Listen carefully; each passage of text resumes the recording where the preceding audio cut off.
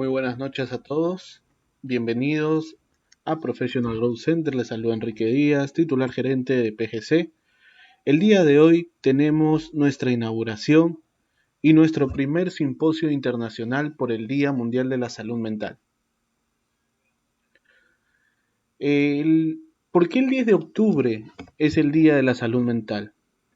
En 1995, la Federación Mundial para la Salud Mental y la OMS instituyeron este día con el propósito de contribuir a la toma de conciencia acerca de los problemas de la salud mental y erradicar los mitos y estigmas en torno a este tema.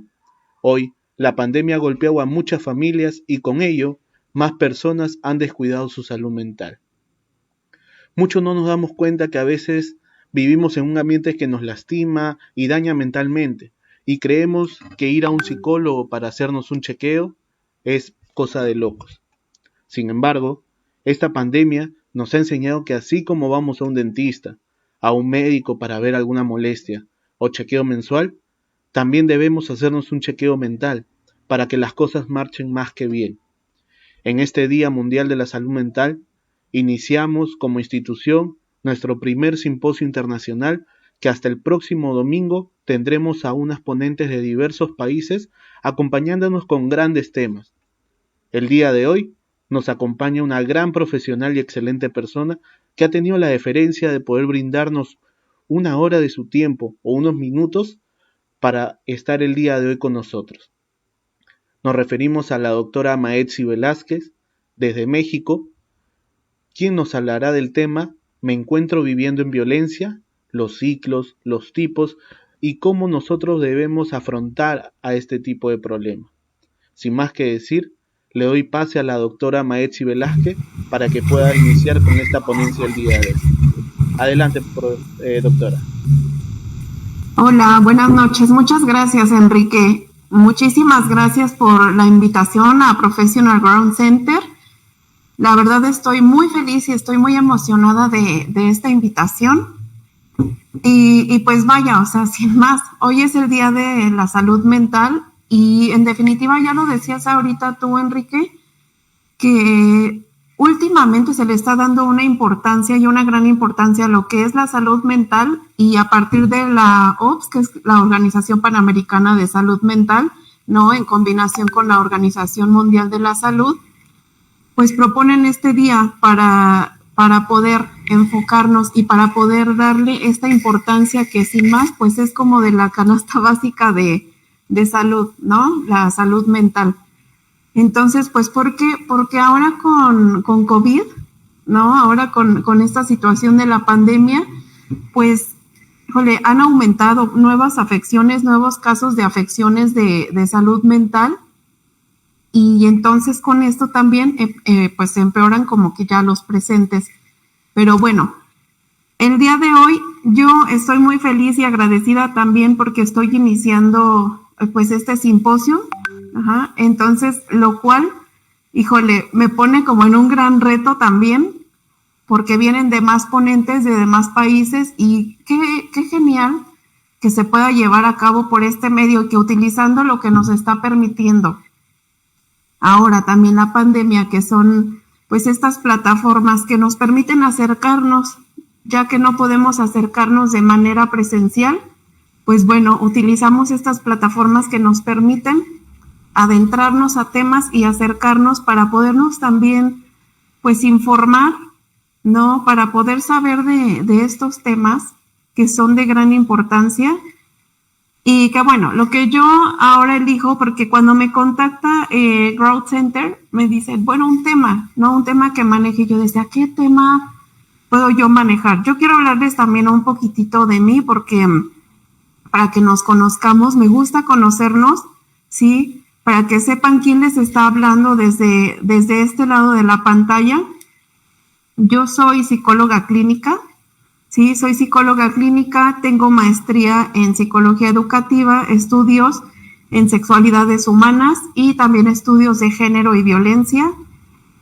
Todas esas experiencias que pues vaya, ya lo llevo aproximadamente 9 años en trabajo particular, en consultorio.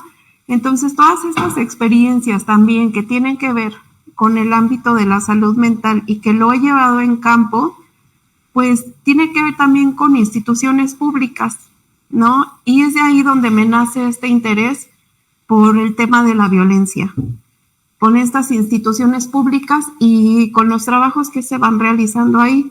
Primeramente trabajaba yo con las sexualidades humanas, pues impartiendo y también dando talleres, hablando sobre derechos sexuales y reproductivos de las y los adolescentes. Entonces, desde ahí me empezaba a empapar con estos temas. Después, posteriormente, comienzo a trabajar en un instituto, ¿sí? En un instituto de la mujer, que justamente sí voy a enfocar un poquito esta ponencia hacia la violencia de género.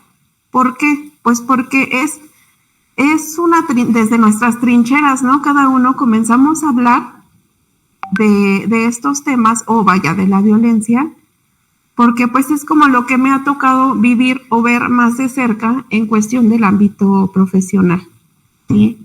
Entonces, bueno, sin más, pues voy a ir pasando como un poquito al por qué elijo este tema también, porque desde uno mismo, fíjense, creo que desde uno mismo y desde pequeños, todos y todas, en algún momento hemos vivido alguna situación de violencia.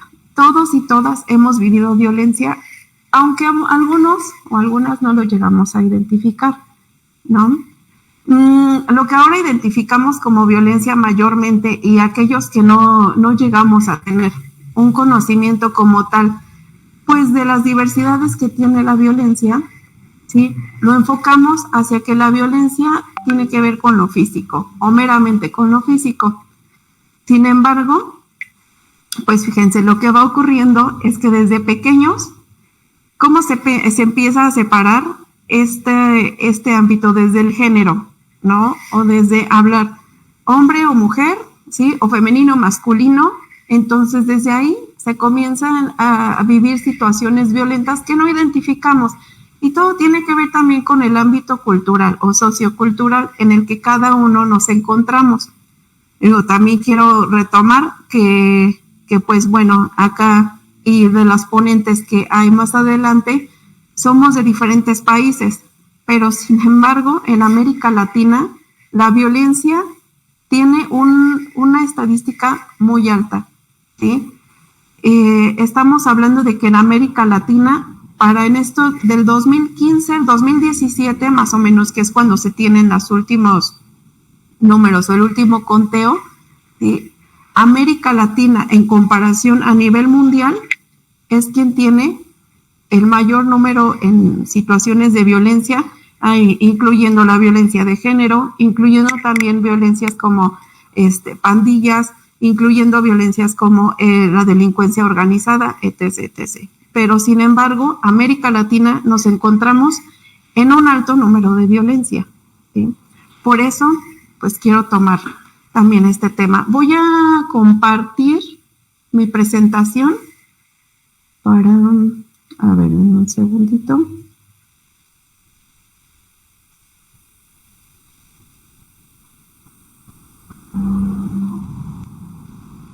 Ok, creo que aquí está. Entonces, bueno, voy a comenzar a compartir la presentación que yo les comentaba. Creo que ahí sí se ve. Bueno, el objetivo general de ir trabajando también este tema es que las y los participantes que nos encontramos en este simposio, pues podamos incluso, ¿no? Aquellos y aquellas que no dudo que se encuentran en atención a personas en situaciones de violencia, pues podamos acceder y puntualizar, también identificar con mayor facilidad estos aspectos de violencia. También que podamos identificar y actuar en el abanico de posibilidades de atención a las personas víctimas de violencia. ¿Por qué? Porque ya lo voy a ir mencionando también más adelante, pero ¿qué accesos podemos tener, sí, para poder erradicar la violencia? Quiero puntualizar los objetivos, que es al identificar la violencia para atenderla y prevenirla, conocer el ciclo de la violencia y sus tipos, desarrollar capacidades y habilidades de comunicación para la reeducación con este enfoque. Desarrollar estrategias personales de prevención a través del autocuidado y fortalecer redes de apoyo. Lo voy a ir ya desplegando poco a poco. Fíjense, les comentaba ahorita al inicio, ¿qué es la violencia? ¿No? Y generalmente la violencia la llevamos a enfocar hacia actos que van a agredir físicamente. Pero tenemos diferentes perspectivas de la violencia. Aquí, por ejemplo, la OMS, la Organización Mundial de la Salud, dice que la violencia es el uso intencional del poder físico o la fuerza como una amenaza o hechos que dañan, que van hacia otra persona o hacia uno mismo. Porque también existe la violencia o la autoagresión,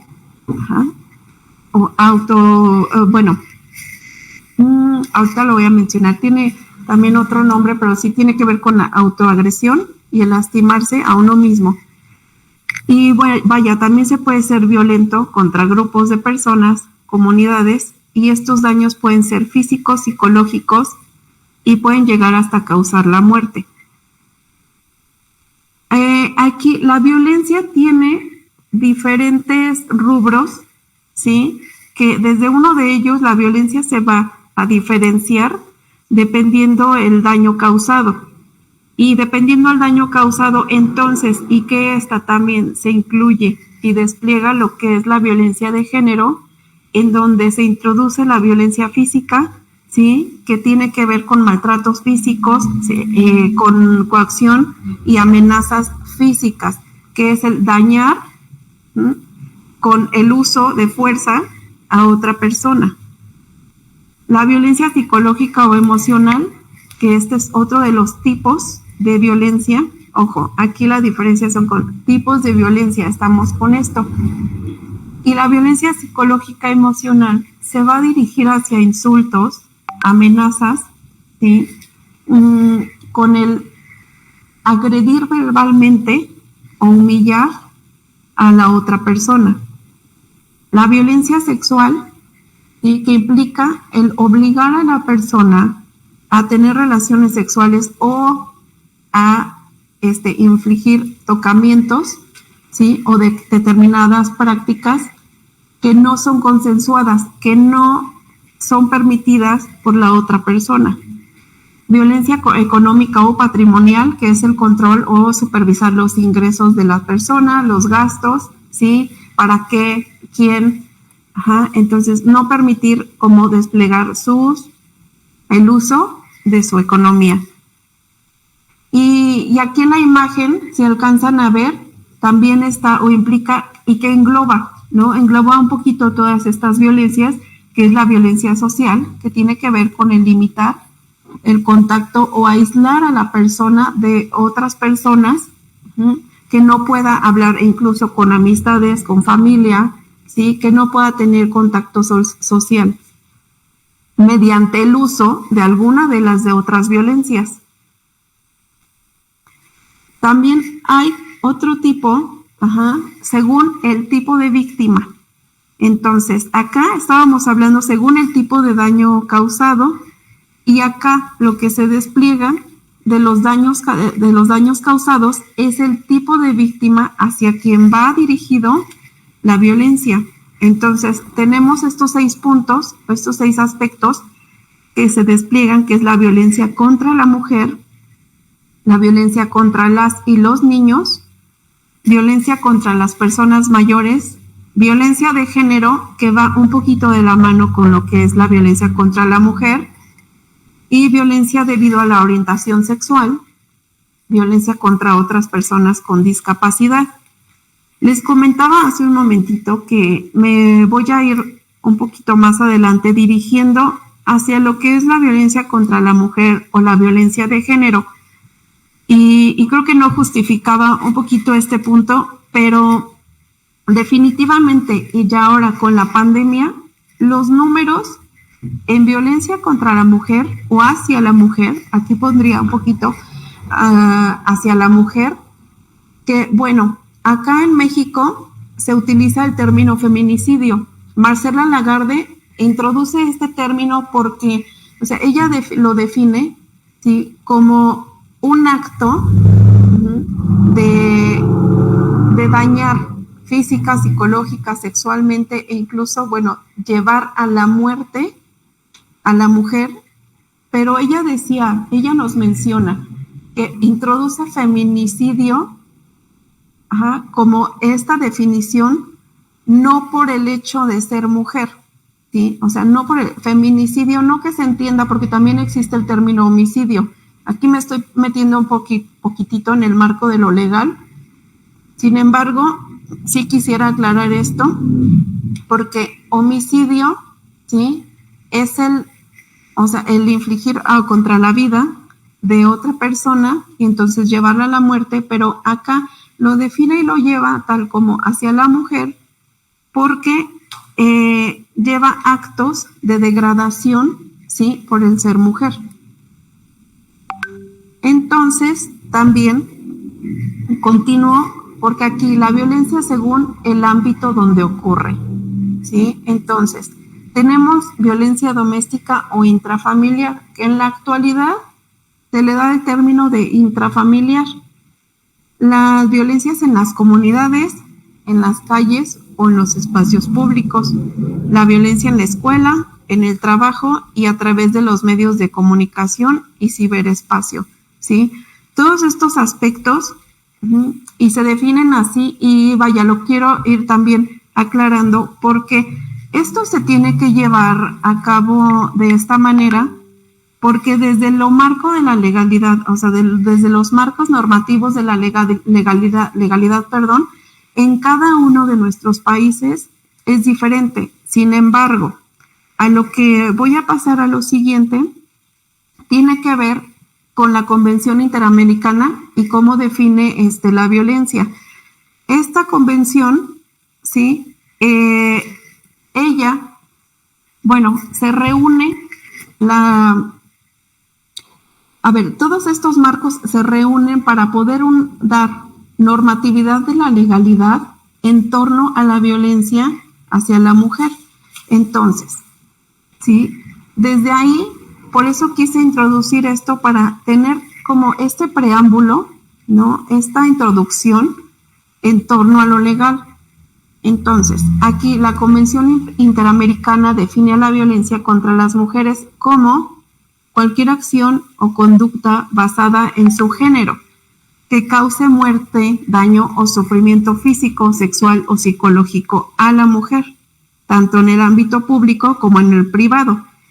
Si vamos aquí relacionando, entonces tiene que ver con los tres aspectos anteriores que ya iba mencionando, ¿no?, en esta cuestión, en donde tenía que ver con los tipos de violencia, con el tipo de víctima y con el ámbito en donde ocurre. Entonces aquí la CEDAW, que es esta parte del marco normativo que reúne esta legalidad, estas leyes que nos permiten entonces ir dando conocimiento, ¿sí?, a qué derechos son accesibles o qué derechos son accesibles para la mujer y para ir buscando y ir encontrando la erradicación de la violencia hacia la mujer. Posteriormente viene, y esto ocurre en Brasil, en Belém. Entonces, esto para 1994, en Belém, se establece la Convención Interamericana para prevenir, sancionar y erradicar la violencia contra la mujer. Y entonces, por medio de la Convención de Belém do Pará, los estados parte. Aquí los estados parte, en la actualidad se encuentran 153 estados, los cuales sí toman como parte de su legalidad esta convención para erradicar y buscar que la violencia contra las mujeres pues se erradique. Y entonces construye una violación de los derechos humanos y las libertades fundamentales y limita total o parcialmente a la mujer el reconocimiento, goce y ejercicio de tales derechos y libertades. Vaya, estos dos documentos, estos dos marcos normativos legales, ¿sí?, tendríamos que tenerlos, pues incluso todas y todos, y no nada más aquellos servidores públicos que están en esos institutos que buscan la erradicación de la violencia o la atención a la violencia hacia la mujer, ¿no? Sino todas y todos, porque ¿qué sucede? ¿Qué sucede con esta desinformación? Creo que es parte de una desinformación, ¿no? En donde llegamos a culpar, sí, a los trabajadores públicos, o llegamos a culpar incluso al Estado, en donde no se llevan a cabo nuestros derechos. Pero yo les cuestionaría, o nos cuestionaría, ¿no? E incluso, ¿cuántos y cuántas conocemos realmente a los derechos y los derechos humanos a los que cada uno y cada una podemos, y que son nuestros, ¿no? Y que deberíamos de acceder? Sin embargo, nos encontramos, creo, en una desinformación, y no sé si más que una desinformación, sino incluso me atrevería a decir un desinterés, porque en cada uno de nuestros estados, en cada uno de nuestros países, tenemos acceso a estos derechos, y a estos derechos que no nada más es como en cuestión de la violencia contra las mujeres, ¿sí? Por ejemplo, acá en México, más o menos en 1994, me parece, si no me equivoco en cuestión de fechas, se genera la Ley General de Acceso de las Mujeres a una vida libre de violencia. ¿Y por qué dice de acceso? Porque eso es lo que se busca, acceder, justo acceder y tener, ¿no?, estas oportunidades que están abiertas para todos y todas. ¿Y por qué digo todos y todas? Porque esto no nada más es para la mujer, ¿no? Quiero que se vaya entendiendo desde este panorama, en donde también actualmente se propone una cultura de paz, ¿no? Ya en los 90s se comienza por también la Organización Nacional de las Naciones Unidas, propone esta cultura de paz, en donde también se proponen esas nuevas formas de relacionarse. ¿Cómo estas nuevas formas de relacionarse? Desde en donde todos vayamos teniendo, ¿sí?, este goce y ejercicio de todos estos derechos, porque haciendo ejercicio de ellos, conociéndolos, accediendo a todos estos derechos, nos permitimos entonces también ver desde este enfoque, ¿sí?, vernos los unos a los otros. Aquí podría hablar a lo mejor de estadísticas a nivel Latinoamérica, ¿no?, a nivel México, pero también llego a creer que estos aspectos ya están bastante mencionados, y lejos de espantarnos, lejos de decir, ay, qué feo, ¿no? Porque entonces comenzamos también a tipificar la violencia. ¿Y con qué me refiero a tipificar? Como, bueno, pues es que ya es parte de, ¿no? Ella es parte de nuestra sociedad. ¿Qué podemos hacer cada uno y cada una desde los espacios en donde nos encontramos? Creo que más que nada esa es la invitación que el día de hoy estoy buscando, y me gustaría que en conjunto pudiésemos llegar a encontrar, ¿no? Que eso lo voy a ir mencionando casi al final, ¿no? Como ya para finalizar, ¿sí? Como estos tips para irnos encontrando, pues, desde otros panoramas y desde otros ámbitos de comunicación. Pero ¿por qué menciono esto aquí? Porque lo que sigue después de este punto, en donde menciono la Convención de Belém do Pará, que bueno, francamente hay bastantes, ¿sí?, marcos normativos que podría mencionar acá, pero quise mencionar estos dos que son los más importantes, y en cuestión de los más importantes, pues también son los que se encuentran activos y los que nos han permitido este acceso a esta a esta legalidad o a estos derechos en busca de erradicar la violencia contra las mujeres, pues son, sí, la CEDAW y el Belém do Pará. ¿Ok? A lo que voy a pasar a continuación ya fuera de toda esta parte y este marco normativo y la parte pues más teórica, quiero pasar a una parte en donde todos y todas nos vayamos cuestionando en esta parte de nos encontramos viviendo violencia, o si nos encontramos viviendo violencia, o soy yo el generador o generadora de violencia. ¿Cómo lo vamos a ir haciendo? Fíjense, hay algo bien padre que encontré del Centro Especializado para la Atención a la Mujer, que es el CEPAM, y el CEPAM lleva a cabo un cuestionario para ir identificando la violencia, porque hace un momentito, voy a quitar un poquito la presentación, porque también me gusta que nos estemos viendo. Entonces, bueno, aquí estoy. Les decía que voy a pasar al cuestionario. Encontré este cuestionario y logré una herramienta tan genial porque definitivamente en muchas ocasiones llegamos a tipificar la violencia. ¿Y con qué me refiero a esto? Tipificar la violencia tiene que ver con decir o verla desde un punto ya normalizado, que creo que pues sí, tiene que ver desde un ámbito sociocultural, y entonces yo mencionaba hace un momento, desde que somos pequeños, hasta en cuestión de, no juegues con muñecas, que le dicen al niño, no juegues con muñecas porque eso es de niñas, ¿no? E incluso, a mí me encantaba cuando daba los talleres sobre derechos sexuales y reproductivos para las y los adolescentes, llegaba a mencionar bastante este ejemplo en donde, ¿qué pasa si una niña de 3 años se cae y va con su papá?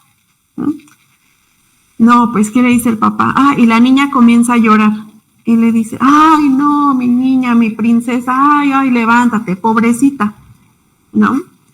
¿Y qué pasa si un niño de 3 años se cae, niño, varón, y comienza a llorar? ¿Sí? La generalidad de la violencia y esta tipificación va, y entonces se le dice, no, órale, levántese, ¿no? Los niños no lloran, órale, sígale. Y entonces desde ahí estamos normalizando estos aspectos de violencia. ¿Por qué?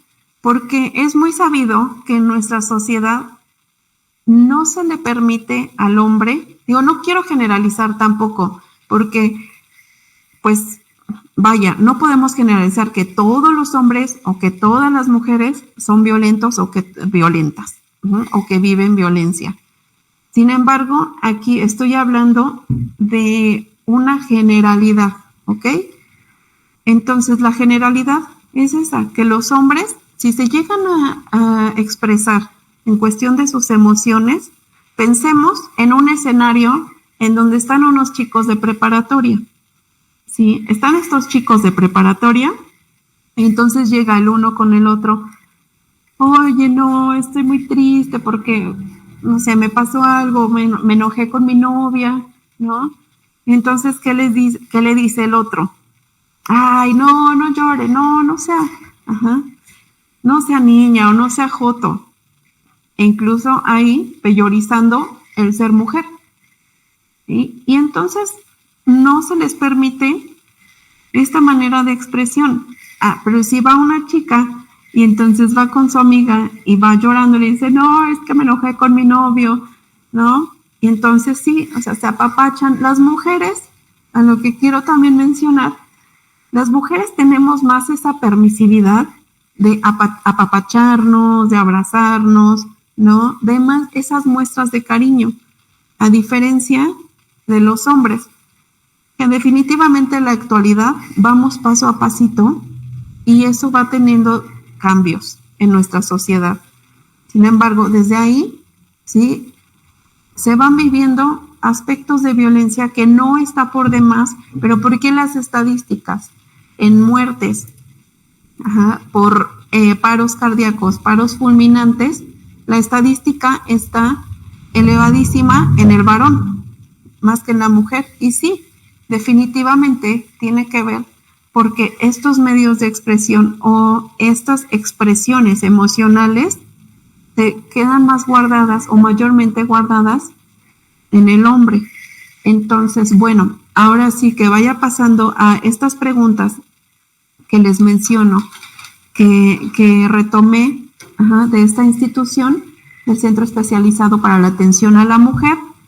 Entonces, desde ahí como ir identificando, porque ¿qué pasa con una persona? Y voy a decir persona, porque no lo voy a llevar nada más hacia la mujer, ¿sí? Sino también hombre, pues es cuestionarnos, ¿no? Porque también hay los casos, pero precisamente por estos aspectos en donde no tenemos una cultura también de la denuncia, y menos el hombre, ¿sí? Y no habiendo esta cultura de la denuncia, pues posteriormente no se va a acudir a una institución para poder expresar que se está viviendo violencia. Es muy complicado. Actualmente pues ya tenemos más acceso a estas informaciones que nos permiten identificar, ¿sí?, las situaciones de violencia. Entonces les comentaba, voy a pasar a que nos vayamos todas y todos cuestionando desde los espacios que nos encontramos cada uno y cada una, y que interiormente nos vayamos cuestionando si hemos vivido o hemos pasado por alguna de estas situaciones, ¿sí? Y en qué aspecto, poco, sí, más o menos o mucho. Entonces voy a volver a compartir aquí la pantalla.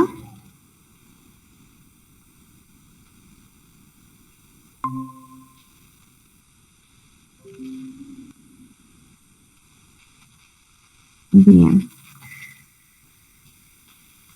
Y entonces, este cuestionario es personal. Tú, desde tu espacio, cada una de estas preguntas te las vas a ir realizando siendo sincero o sincera contigo mismo, ¿sí? Y desde ahí entonces poder ir identificando si has vivido algún aspecto de violencia. Creo que no están un poquito pequeñas las letras, pero yo los voy a ir mencionando cada una de estas preguntas. Aquí, en esta primera fase, vamos a decirlo, como primera fase, esto también es violencia, ¿sí? Hay que comenzar a identificar qué sí es violencia, qué no es violencia. Entonces, aquí, tu pareja te ha llegado a culpar por sus cambios de ánimo, malestares o frustraciones propias. Nunca, en ocasiones o casi siempre. Estos son los aspectos que te vas a ir quedando tú en tus respuestas. Siguiente, ¿te amenaza o chantajea? Siguiente, ¿te grita o se burla de ti? ¿Te humilla? ¿Desestima tus opiniones y te critica? ¿Controla tu forma de vestir? ¿Te prohíbe decidir sobre tu dinero y tus bienes? ¿Controla tu hora de salida, de llegada o uso del tiempo en general? ¿Te obliga a mantener su relación en clandestinidad? ¿Tu relación de pareja te ha llevado a ser destructiva? En cuestión destructiva, entendamos, ¿sí?, que pues la persona deja de realizar sus actividades que cotidianamente o comúnmente realizaba, piense en cuidado incluso personal, ¿no? Cuestiones de salud como hacer ejercicio, no sé, aspectos que tú realizabas cotidianamente, entonces que estás dejando de hacer porque a tu pareja no le parece o porque tienes cierto miedo de realizarlo porque a él o ella le molesta. Tu pareja se irrita si le dices que fuma o bebe demasiado. Ok, entonces, si ya cada quien tiene cada respuesta, ¿sí?, entonces guárdela un poquito en su mente, o si tienes papel, entonces solo velo anotando, porque vamos a continuar con más preguntas que tienen que ver, ¿sí?, con cómo va avanzando estas situaciones de violencia. La siguiente, sí, aquí, busca ayuda. Te empuja, te golpea o te pellizca. Evitas topar o hablar de ciertos temas o hacer ciertas cosas por temor a la reacción de tu pareja. ¿Sientes culpa o responsabilidad por las acciones violentas de quien te agrede? ¿Tienes conocimiento si tu pareja ha violentado a parejas anteriores? ¿Tu pareja es excesivamente celoso o celosa o posesiva? ¿Te has aislado de tu familia, amigas y amigos? ¿Crees que con tu sacrificio tu pareja puede cambiar? Aquí con esta pregunta 7 de ¿crees que con tu sacrificio tu pareja puede cambiar? Es un aspecto que comúnmente me encuentro también en el ámbito clínico, en el espacio de consultorio. ¿Por qué? Porque curiosamente, y volvemos a esta tipificación de la violencia y entonces también en cómo hemos sido educadas y educados, y en esta idea de que con amor la persona va a cambiar, ¿sí? La violencia siempre también lo llego a mencionar y lo relaciono con las adicciones. ¿Qué pasa con las adicciones? Cuando una persona es adicta y para poderlo trabajar y para poder cambiar este hábito que se ha construido en esta persona, ¿qué tiene que hacer? Número 1, reconocerse, ¿sí?, como adicto o adicta. Posteriormente, pues buscar ayuda y así. Es una serie de pasos. De igual manera pasa con la violencia. Si te identificas como violento o violenta, es de esta misma manera también. Reconocerse, ¿sí?, en el activo de la violencia. Entonces, reconocerse y posteriormente buscar ayuda. Porque así como las adicciones, la violencia necesita un proceso y un tratamiento, un apoyo profesional que le permita irse modificando para poder, ¿sí?, generar pues otros modos de relacionarse. Paso con la siguiente pregunta. ¿Sientes que tu pareja tiene la razón en sus críticas, quejas o reclamos contra ti? 9. ¿Tienes relaciones sexuales sin consentimientos? 10. ¿Te amenaza con quitarte a tus hijos o tus bienes si terminas la relación o denuncias? 11. ¿Ha vuelto a agredirte después de haber prometido que no lo vuelve a hacer? Bien, si ya tienen sus respuestas, voy a pasar al último rubro, que en este rubro justamente aquí ya está en peligro tu vida. Aquí ya se encuentra en peligro tu integridad, ¿sí?, tanto emocional como física. Inicio. 1. ¿Tienes miedo a tu pareja? ¿Te amenaza con hacerte daño o dañar a tu familia si terminas la relación? ¿Te ha quitado tus bienes? ¿Te amenaza con hacerse daño, suicidarse si se acaba la relación? ¿Tu pareja te dice que no podría arreglárselas sin ti? Discúlpenme, aquí en la 5. ¿Tu pareja te dice que no podría arreglárselas? Sí, o sea, que no podrás tú arreglártelas sin él o sin ella. 6. ¿Ha vuelto a agredirte después de haberte prometido que no lo vuelve a hacer? ¿Estás deprimida o deprimido y con problemas de salud?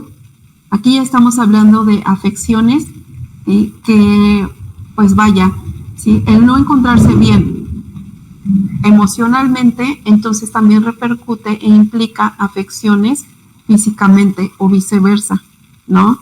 Ya lo decía Descartes, en mente sana, cuerpo sano. Bien, entonces, ¿has necesitado asistencia médica como resultado de la violencia? ¿Te obliga a tener relaciones sexuales? Las reacciones de violencia son impredecibles y más recurrentes, se están pasando con mayor, más bien con menor tiempo y más frecuentes.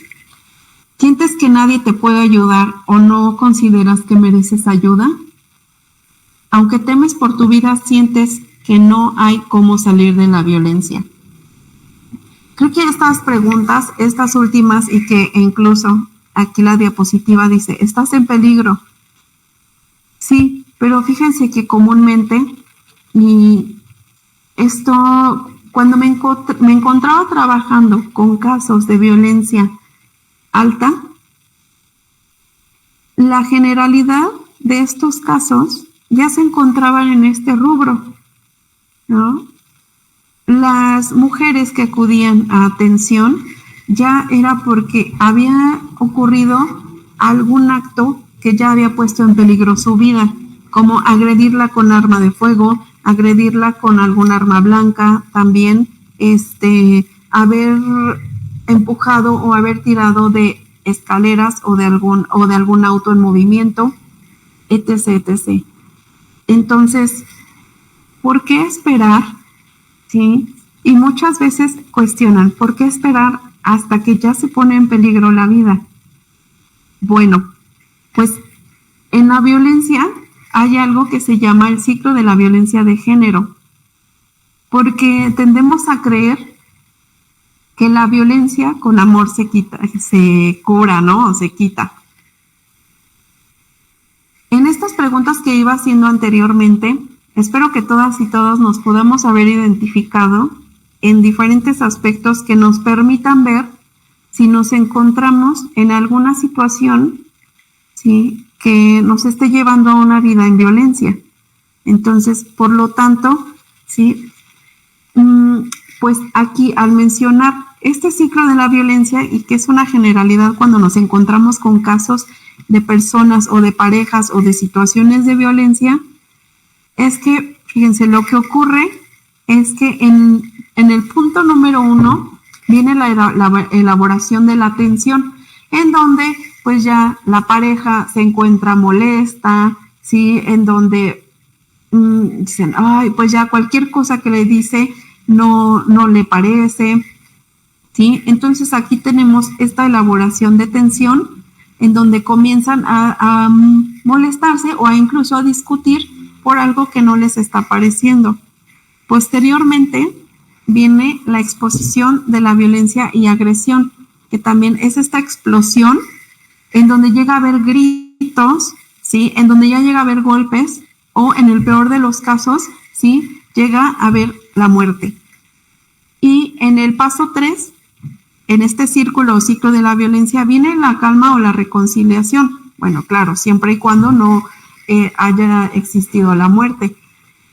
Entonces, en esta reconciliación o luna de miel, lo que ocurre en esto es el tan mencionado, no vuelve a pasar, por favor, perdóname, mira, no era yo, discúlpame, es que tú me dijiste y entonces me enojé, ¿sí?, culpabilizar al otro o a la otra. Y entonces viene el no vuelve a suceder. Te prometo, mira, te juro, mi amor, que nunca vuelve a suceder. Y pues, ¿qué creen? Que sí vuelve a suceder. Y por eso se llama el ciclo de la violencia, porque vuelve y se cae repetidamente en estos actos, ¿sí?, que lo ideal es reconocerse, si estás en este ciclo o círculo de violencia, que también me gustaría incluso mencionar otros ejemplos, ¿no? Porque aquí suena como en cuestión nada más de relación de pareja o de matrimonio o, cónyuges, ¿no? Sin embargo, sí, estos puntos también aplican a la violencia en el noviazgo. ¿Sí? Llámense, o sea, con discusiones, o lo que ahora actualmente escuchamos tan mencionado como esas relaciones tóxicas, ¿sí? Y no quiere decir que nunca vaya a haber problemas o que las relaciones tienen o tendrían que ser color de rosa. Sin embargo, ¿sí?, en estos aspectos es en qué tan repetidamente se están dando estas estas peleas, estas discusiones que llevan a incluso a agresiones físicas, verbales, que dañan o lastiman, erosionan la relación, y entonces ya no permiten estar viviendo una relación sana, ¿sí? Una relación sana que permita interactuar desde un escenario, desde un marco de salud, ¿sí? De relaciones sanas. Entonces, por lo tanto, si ya te has reconocido en alguno de estos aspectos, siempre y en cuestión de salud mental, ¿sí? Es buscar ayuda y entonces encontrar cómo ir rompiendo estos ciclos. Y aquí quiero mencionar estos aspectos que impiden denunciar las violencias. ¿Qué nos impide denunciar las violencias? Y ya les comentaba, en estas tipificaciones socioculturales en donde no hay la percepción del maltrato, como en esta cuestión de, ay, no, pues es que así es, tiene un carácter bien fuerte, después se le va a pasar, ¿no? Pero vaya, en ese carácter fuerte, ¿qué tanto tiene que ver como tener esta tolerancia, incluso ir llegando a la tolerancia a permitirte estas violencias? Porque entonces viene esta esperanza de que él cambie y con estas, o de que ella también, ¿no? Les decía que no quiero enfocarlo únicamente a ellas o ellos, ¿no? Entonces la esperanza de que él o ella cambie, porque ya me dijo que va a cambiar, ya me dijo que no va a tomar. Bueno, e incluso, sí, en una herramienta que se llega a utilizar, o bueno, al menos acá en México, hay una herramienta que se utiliza para evaluar los niveles de violencia que se encuentra viviendo la mujer. Entonces, en este aspecto, sí, cuando hablamos de la esperanza de que él o ella cambie, porque cuando ya hay el consumo, por ejemplo, de alguna sustancia como alcohol, drogas, ¿sí? O si se encuentra en vínculos con alguna, pues, con alguna comunidad o con algún grupo del orden delictivo, pues entonces eso agrava también la situación en la que se encuentra viviendo la violencia esta persona, ¿ok? Pero también aquí ocurre como esta esperanza de que no, es que ya me dijo, ya me prometió que va a cambiar, ¿no? Entonces, pues yo le creo. La indefensión aprendida, que es justo esta parte que engloba la percepción y la tolerancia al maltrato, pero en la indefensión aprendida es porque en el interior de la persona sucede como un sentimiento de no poder hacer nada ante esta situación, como el no poderse defender, como si no encontrara armas emocionales que le permitieran salir de esta situación. Es como bueno, no sé si en su país, en otros países, se llega a utilizar este dicho, pero acá en México es muy mencionado el dicho de, no, pues es la cruz que te tocó cargar, entonces es la que tienes que cargar, ¿no? Entonces aguántate, ¿sí? Y tiene que ver relacionado con esta indefensión aprendida, porque desde ahí, ¿sí? Es como este hecho de no poder hacer nada, ahí estoy, ahí me tengo que quedar. La dependencia emocional del agresor. Este es un punto súper importante porque la dependencia emocional, ¿sí?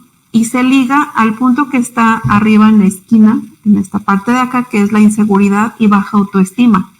¿Por qué? Porque entonces la persona cree que a partir de la aceptación de la otra persona, ¿sí? Es que puede ser importante o es que se puede querer, porque si el otro o lo quiere, ¿sí? Entonces a partir de ahí es que tiene motivos su vida, ¿sí?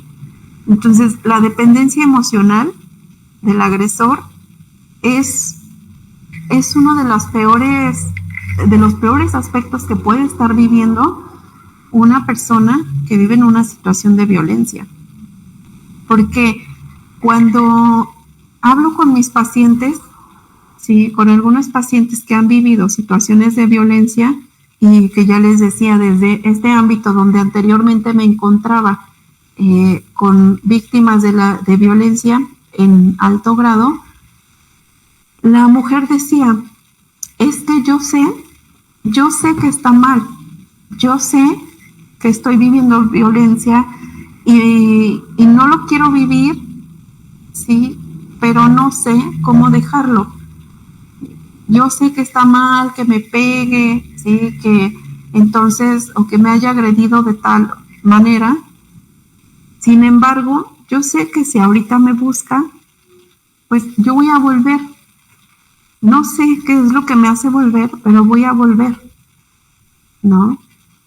Y yo lo comparo bastante con la depresión, porque no es una situación que nosotros decidimos tomar, no es en un aspecto de decir, pues yo hoy quiero tener depresión, ¿sí me explico?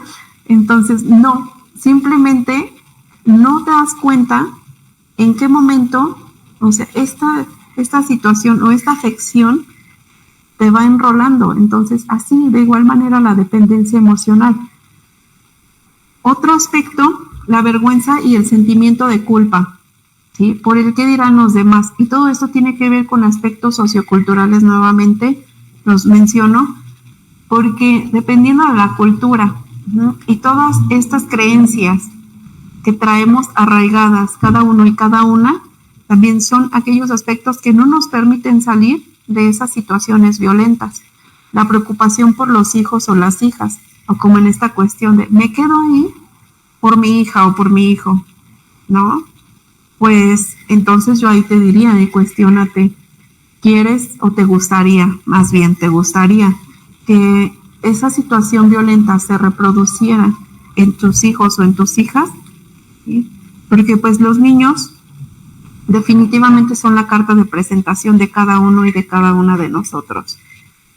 El sentimiento de fracaso, y que nuevamente esto se liga con estos aspectos que son del orden de las creencias culturales, ¿no? Los conflictos entre el deber ser y el querer ser, el miedo a un futuro incierto, a quedarse solo o sola, el miedo a las represalias del agresor, ¿sí? Se hace en contra de, y es el aislamiento social. Bueno, ya aquí me fui un poquito más rápido porque creo que ya no tardan en darme guillotina en cuestión de tiempo, ¿sí? Y pues bueno, me voy a pasar hasta este punto que quiero más bien tomar lo que son las redes de apoyo. ¿Por qué las redes de apoyo? ¿Quiénes son tus redes de apoyo? Aquí pongo algunos aspectos, pero que tienen que ver con lo institucional. Estoy hablando desde el orden de lo institucional.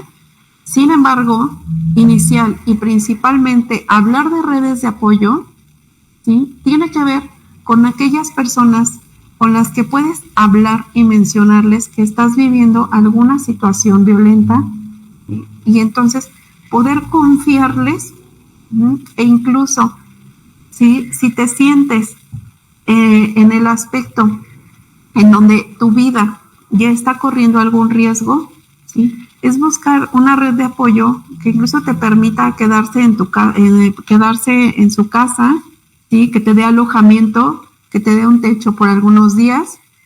Eso sería lo ideal, y en donde tú te sientas seguro o segura, ¿sí? Para poder ir saliendo e incluso rompiendo estas cadenas de la violencia. Tenemos los centros de justicia para las mujeres, comisiones estatales de derechos humanos, líneas telefónicas, institutos estatales de atención a la violencia contra las mujeres y fiscalías generales de justicia. Estas instituciones se encuentran en cada uno de nuestros países, en cada uno de nuestros estados, ¿sí? Algo que ocurre es que tenemos el desconocimiento de que ellas existen. Definitivamente no tenemos el conocimiento. Me ha tocado escuchar a bastantes mujeres e incluso hombres. Aquí se está viendo centros de justicia para las mujeres. Sin embargo, aquellos hombres que también nos estén escuchando y se encuentren en situaciones de violencia, ¿sí? Hay fiscalías para la atención al hombre, ¿sí? Hay grupos que ahora lo que se está trabajando son las masculinidades, porque entonces verlo desde ese rubro que, bueno, espero que más adelante Crown Center nos dé espacio para hablar también de las masculinidades. Y entonces también, sí, hay estos espacios institucionales que permiten la denuncia de los hombres, pero nuevamente aparece este aspecto, que este impedimento sociocultural, ¿no? En donde el hombre en su generalidad no se atreve a hablar estas situaciones o no se atreve a denunciarlas. Vaya, pues no tenemos una cultura de la denuncia. Y pues bueno, yo con esto iría terminando, pero yo les estaba mencionando anteriormente, pues que sí quería hablar como qué es lo que se propone, ¿no? ¿Qué es lo que se propone para ir saliendo? Voy a quitar esto un poquito, porque me gusta que me vean la cara. Entonces, sí, ¿qué es lo que se propone para ir trabajando la erradicación de la violencia? Pues sí, en realidad, pues, ir generando habilidades socioeconómicas, socioemocionales, ¿no? Más que nada socioemocionales, perdón, ahí tuve una equivocación, pero tiene que ver con lo socioemocional. ¿Y de qué depende esto? El ir trabajando nuestra propia empatía, que tiene que ver con la empatía, pues incluso el ponerte en los zapatos del otro, ¿sí? Escuchar desde qué está sintiendo el otro, porque entonces el interactuar va a permitir una comunicación diferente. Entonces, e incluso había un estudio que hablaba en cuestión de la educación que cada uno y cada una vamos teniendo, y como en aspectos de hablar de pues de marcos socioeconómicos, ¿no? Pero mencionaban que a mayor educación, ¿sí? Entonces se supone que permitiría tener como menos aspectos o menos situaciones de violencia, ¿no? Sin embargo, la verdad es que la violencia no respeta, ¿sí? Ningún ámbito, pues, socioeconómico, ¿no? Lo sociocultural, pues ahí se encuentra. Entonces, dentro de estas propuestas, pues es también el autoconocimiento, porque desde trabajar el autoconocimiento, desde trabajar el autoestima, nos va a permitir conocernos a nosotros mismos y entonces ir identificando, ¿sí? Cómo tú te sientes con ciertos aspectos que te puedan lastimar, que no te puedan lastimar, ¿sí? E incluso al hablar de la autoestima y autoconocimiento, te va a permitir una comunicación más asertiva, ¿sí? Y para ir generando resolución de conflictos. ¿Qué resolución de conflictos? Pues bueno, poder dialogar, ¿sí? Desde un panorama de comunicación sana, ¿sí? Y de una comunicación que nos permita ir erradicando pues situaciones de violencia, y esto mismo poderlo ir transmitiendo a los niños y niñas que son las generaciones venideras, y que entonces ahora desde esta nueva reeducación que estamos obteniendo, pues nos permitamos, ¿sí? Irlo transmitiendo, pero desde un ámbito sano, ¿sí? Y que vayamos generando también más cultura mayormente enfocada pues a la atención a la salud mental, ¿no? Así como acudimos, y ya lo decía Enrique Díaz, así como acudimos al médico, al odontólogo, ¿sí? Y que definitivamente no tenemos una cultura de salud, ¿sí? Entonces, irnos como metiendo este chip y ponerlo también en la canasta básica de salud, la salud mental. Y pues bueno, me hubiese gustado como tomar más aspectos, ¿no? Pero espero que más adelante podamos tocar más temas, y pues gracias nuevamente, Enrique, por la invitación. Para mí ha sido un honor, ¿sí? Haber iniciado pues esta serie de presentaciones de temas que se van a dar a lo largo de este simposio de salud mental. Doctora Metzi, ¿qué tal? Muchísimas gracias ya por habernos acompañado el día de hoy.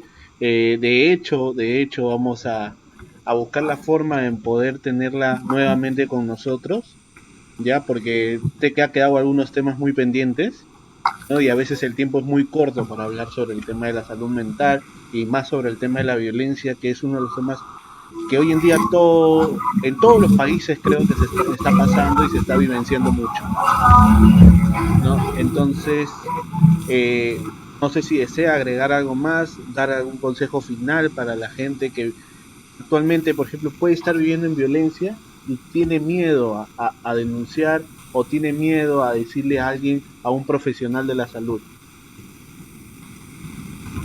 Sí, Enrique, fíjate que sí como un consejo, pero más que nada una invitación, ¿no? A que tengamos acceso, ¿no? Que busquemos, que investiguemos, ¿sí? Que vayamos identificando qué aspectos nos pueden ser violentos. Fíjate, algo que yo les mencionaba muchísimo a los adolescentes y me encantaba porque yo me remontaba como a mi época también de adolescente y como en este aspecto de cuando sientas algo que viene de otra persona y que te hace sentir como un choque aquí en el pecho, como ese que decimos, ese balde de agua fría, entonces ahí tu cuerpo también te está hablando, ahí tu cuerpo también te está diciendo, oye, ojo, ¿no? Eso no se está sintiendo bien. Ojo, pon atención en eso porque entonces esto se puede tornar en una situación violenta, ¿no?